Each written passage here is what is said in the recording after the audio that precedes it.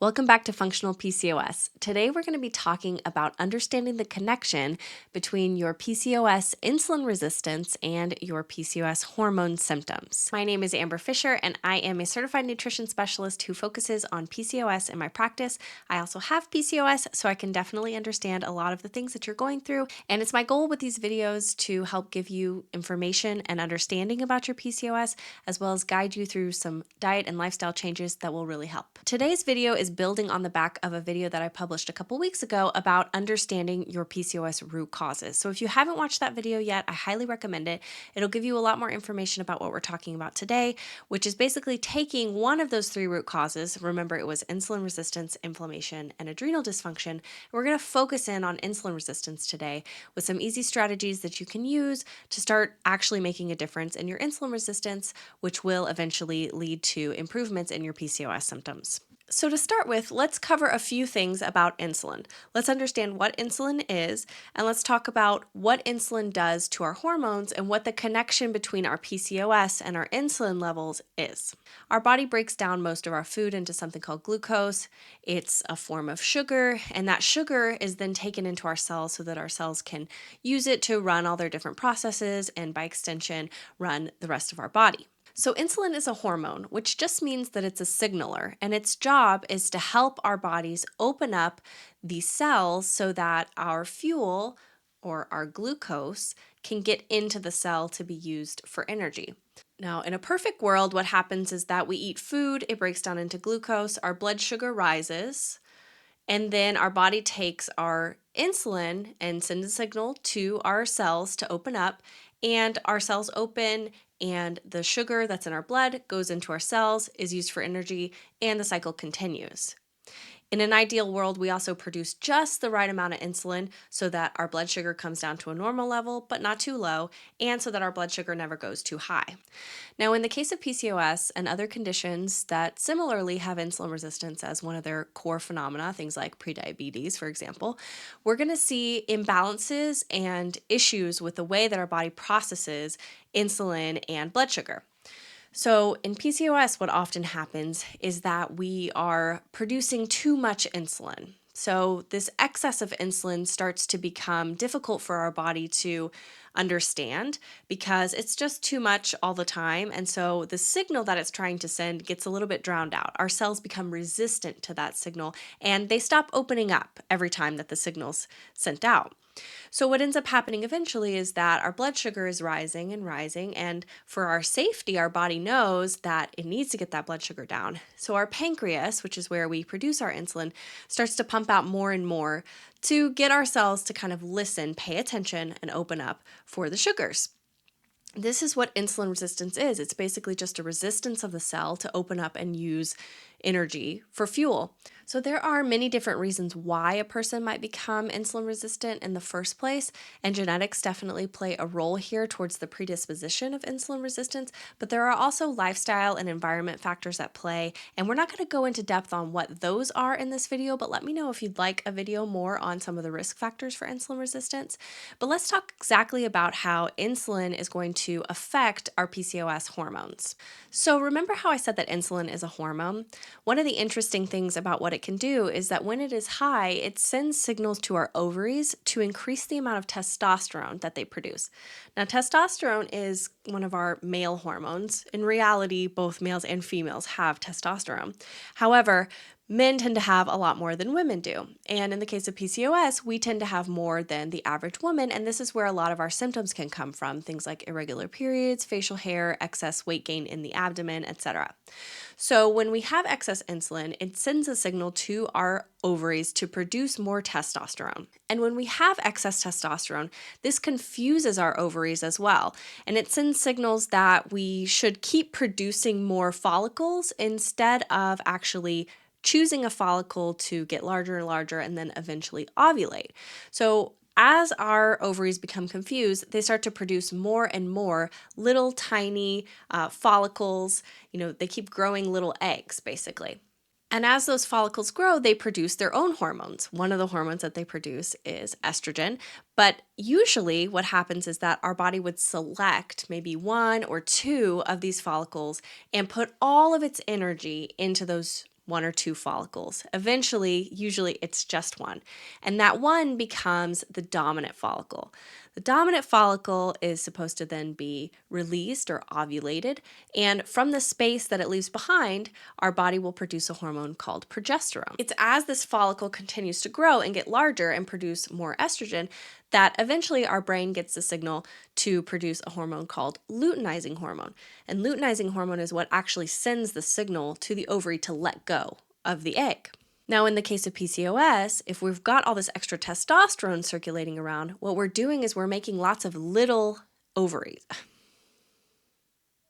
Now, in the case of PCOS, because we have all this testosterone floating around, we tend to make a lot of little follicles and never choose one to be our dominant follicle. So all these little follicles are producing their own estrogen, which is confusing things a lot, but also all that testosterone is keeping things from really being selected and from. Now, in the case of PCOS, because we have all of this testosterone floating around, our body really is very confused about what it should be doing. So it continues to make more and more little follicles and never really maturing them. These are the cysts that we talk about when we say PCOS or polycystic ovary syndrome.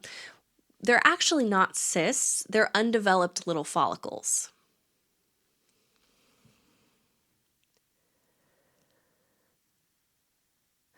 But because we don't often select a dominant follicle and release it, we also don't often get progesterone being produced, because remember, progesterone is produced from the space that the dominant follicle leaves behind. And progesterone is really like our balancing hormone. It's balancing out the effects of estrogens, the effects of androgens, and it's putting things. And progesterone is really a balancing hormone. It's really important for the health of our uterine lining and for us being able to shed our uterine lining every month and start the cycle over. It's also a muscle relaxant and a very calming hormone. And so when we don't get enough progesterone, we tend to start having more symptoms of things like anxiety, trouble sleeping, etc. So this cycle right here is one of the main reasons why we have irregular periods in PCOS, because we're never really selecting a dominant follicle. Now, this isn't always the case. Obviously, there are times when we might still ovulate, and sometimes our body can override the signals from the testosterone, or maybe we are not producing as much testosterone that cycle versus another. But by and large, if you're having very irregular periods, or if you notice that your ovulation is really delayed or late often, it's probably because of the influence of these androgens. Now, insulin resistance also does another interesting thing. It raises the levels of luteinizing hormone in our bodies, which makes it difficult for us to receive the signal to actually let go of a dominant follicle. So luteinizing hormone is a hormone that surges about 24 hours before we release our dominant follicle or before we ovulate. In most women, what's going to happen is that our luteinizing hormone levels are going to be low, and then they're going to surge right before we should ovulate. And this kind of sends a signal to the ovary to let go of that dominant follicle. Now, in the case of PCOS, what's happening is that we typically have high LH levels, or we might have a 2-to-1 ratio of LH to FSH, or follicle stimulating hormone.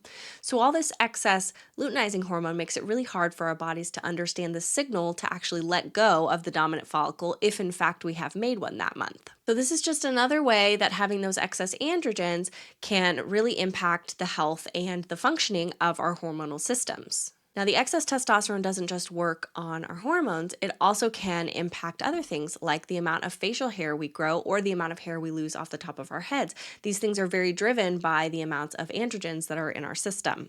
And because insulin is a hormone that drives most of our androgen production, it's really insulin that's the culprit behind a lot of these things. Another thing insulin resistance does is it results in a lot of weight gain for most people because it drives cravings and it reduces our ability to understand our bodies more intuitively. Insulin resistance often goes hand in hand with something called leptin resistance. And leptin resistance is where we struggle to understand our hunger cues and particularly our fullness or satiety cues. So we don't always know exactly when we're full, or we might get that signal late, and that may cause us to overeat. Insulin is also a fat storage hormone, and so when there's excess insulin in our systems, we tend to preferentially store body fat rather than burn body fat. And having your blood sugar be on a roller coaster because of the influence of that insulin and the foods that you're eating can really lead to a lot of excess sugar cravings and starch cravings, which can also make it really difficult to stick to a plan or to see progress or results. The main thing I want you to take away from this section is that testosterone is really just a symptom. It's not actually the problem. With PCOS, we tend to blame testosterone for a lot of our issues and say that it's because we have excess testosterone that we have all these problems. And while there is truth to that, there's a reason why we have excess testosterone, and insulin really is one of the drivers of that. And so we have to pay more attention to insulin than we do to testosterone. So what can we do? How can we help with this issue? How can we eat to improve our insulin resistance and hopefully help our hormone balance? Well, I've got a few solutions for you here, a few different techniques that I use often with clients that tend to have good results for helping to balance the blood sugar levels. And as a byproduct of this, not only should it help with your hormone balance, but it also will probably help with your energy levels, your sleep, and your skin health. Having balanced blood sugar really does a lot for our whole body. So let's talk about some of these solutions. So the first one is to increase your protein amount. I like to aim for about 30 grams of protein at each of my clients' meals, coming from sources of mostly pure protein. So pure proteins are going to be things that are mostly protein and not too much fat or other nutrient added in. So we're talking about things like a chicken breast, for example, is a really great source of protein because it's mostly protein, and half of a chicken breast is about 35 grams of protein. You can also get good protein from things like fish and even plant-based sources like tofu. And to a lesser extent, you can get some good protein from sources like eggs, although those can be heavy in fats that kind of counteract the amount of protein that you're eating, so just keep that in mind. I also recommend having a good protein powder on hand because I think it's really helpful to add to things like oatmeal or chia pudding or just to have a smoothie in the mornings, and it can make breakfast a lot easier. The brand I like to recommend is the Be Well by Kelly protein. The grass-fed beef in particular is my favorite. It's a really good, solid source of protein, and I know that they quality control their protein batches really well. So I do have a discount code in the description box if you want to try that, and I highly recommend it. Increasing protein is really important for insulin resistance because it's number one, it's going to increase fullness, which means that you're going to be satiated much faster and much longer than other forms of food. We know that protein is actually the most satiating nutrient, and it's far more satiating than either carbs or fats. Protein also slows our digestion. So instead of our body getting that blood sugar hit all at once, it's going to get it slowly over time. Protein is also an insulin agonist, which means that even outside of the work that it does with increasing your fullness and slowing your digestion, it also actively fights against insulin production. So it helps our bodies not to make too much insulin and keeps the levels a little bit more balanced. Another thing that's really helpful is increasing the amount of fiber you're eating every day. I tend to recommend at least 35 grams of fiber per day if you can get it. If you don't eat that much already, build yourself up slowly with time. But eating enough fiber is really beneficial for a lot of reasons, and I think it's one of the things that we tend to forget about doing when we create PCOS-friendly diets. Now, in addition to fiber doing things like increasing fullness and slowing down our digestion, which they do just the same as protein does, fiber also plays a really important role in our beneficial gut bacteria. Now, we haven't talked too much about the gut yet, and we will talk about it more when we talk about inflammation. But the gut bacteria are actually really key for the functioning of our insulin because they have a lot to do with the way that our genetics express. So let's say that we are insulin resistant because of some genetics that we've inherited. The way that we treat our guts and the balance of our gut bacteria and how healthy they are can actually determine how insulin sensitive we are or aren't. So feeding them and making sure that their environment is really healthy and robust is going to help a lot with the way that we balance out our insulin in the future. Fiber also plays really important roles in the detoxification systems of our body by helping us to metabolize and excrete things like cholesterol and also things like old hormone metabolites like estrogen. So getting enough fiber can help on the back end with you clearing out all the old stuff that needs to get out of your system. And that leaves room for that feedback loop of your hormones to start being a little bit more balanced. My 3 favorite fiber sources for PCOS are going to be seeds like chia seeds and flax seeds, Berries, especially the very seedy berries, so things like raspberries or blackberries, and also things like legumes. I love black beans, chickpeas, and other types of beans in a PCOS-friendly diet. Just be careful because beans do have a lot of starch, and so the portion sizing for them doesn't need to be huge, but even just a little bit can really increase your fiber counts for the day. Now, the third thing you can do for your insulin resistance is what most people tend to do from the beginning, which is reduce your starch content. I put this at number 3 because I actually think that it's the least important thing on the list of things we're discussing today. I think increasing your protein and increasing your fiber are far more important because they are going to change the makeup of your diet by extension. However, there does come a time with insulin resistance when we do sometimes have to reduce our starch. And I find that it tends to be more at the beginning than at the end, because as you continue to eat a healthy whole foods diet, your body does tend to respond better to insulin and to blood sugar. And so with time, you usually can increase the amount of starches that you're eating again. However, at the beginning, reducing your sugar consumption especially, but also some of your starch consumption can be really helpful for insulin resistance because it's going to immediately lower those insulin levels. The main reason why we're going to produce insulin is when we break down carbohydrate containing foods, because those foods are directly going to feed our blood sugar and create glucose. If we can reduce some of the amounts of these that we're eating, especially at the beginning, then our body doesn't have to produce too much insulin to begin with because our blood sugar is not going to rise as much. I struggle to give you amounts on this one in particular because this recommendation is very dependent on how active you are and how severe your insulin resistance is to begin with. You probably know where you fit on a scale of insulin resistance, whether you've been diagnosed with type 2 diabetes or prediabetes, or whether you've never seen blood work confirming you have insulin resistance. Everyone really is different here. So I recommend playing around a little bit with these numbers.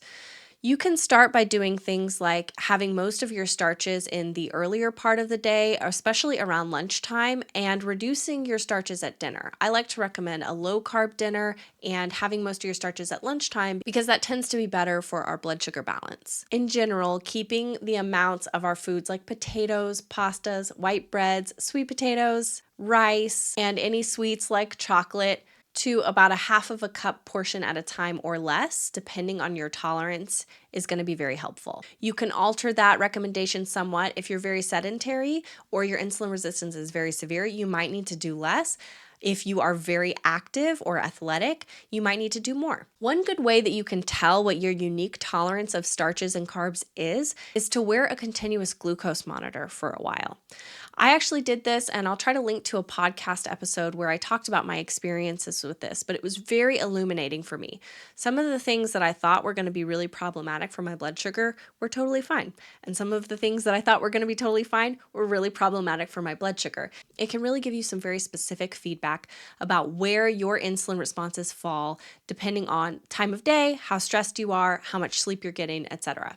And if you can't get a prescription for a glucose monitor through your insurance, I recommend going with NutriSense. I have a discount code for them in the box, but what I like about them is that they have dietitian support throughout your journey. So the dietitian can help you with things like doing glucose tests and challenges and kind of seeing how you respond to different stuff and helping you also to interpret the results correctly. Now let's get into some lifestyle strategies that can be really helpful for insulin resistance. The first thing is increasing your activity levels.